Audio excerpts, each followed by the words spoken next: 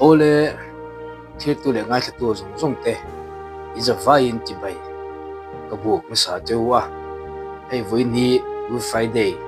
aluni le toreng maya Good Friday ti bai ka buk tewa in du sakna talan bok cheu ani atun tu ma hian Good Friday pualin poem pani kalo thiar don ani am sa in lele vanal berju ti kalo thiar don poem hi April ni som panga kumsang ni som ni pani kuma kapu ani ole chirang le lele vanal berju vanzai poten apian tur thu fakzai remin an puang chuti ema ro puichu ran thenga shingmi lo chang lele van nal berchu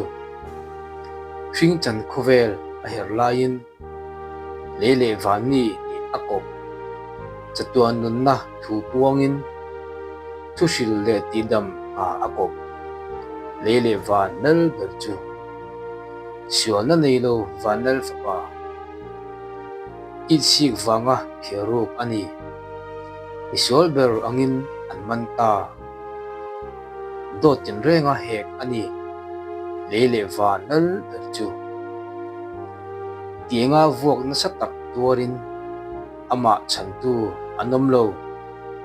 thinglen buanga khai kangin atui hal chontu anomlo lele vanal berchu kan sual wangin atuar tina in chatuan nun in pe kan tuar ai atuar thina na in atho le lele van nal berchu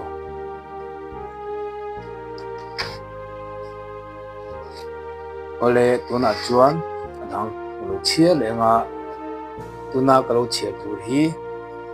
chatuan nun kan nei nan ti ania poem hi April ni som ni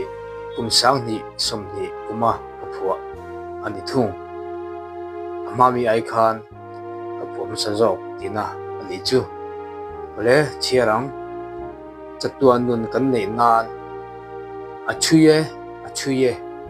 kalvari lam tuang achuye atuare sakruang talfiak an le ne aluange senti sagruanga luange apure kan sual zongte apure avan ruaye chantu avan ruaye atui hale chunu arun ngoye thinglen buanga sagruang an khai mo ale hring nun ahlan tatuan nun kan nei nan ale hring nun ahlan chatuan nun kan nei nan ole ngai thatu te le thir tu te in vai chunga lom thu suya vein Good Friday hi lim taka mang turin du sakna ahlan vek acheu vein hun man nuam vek ule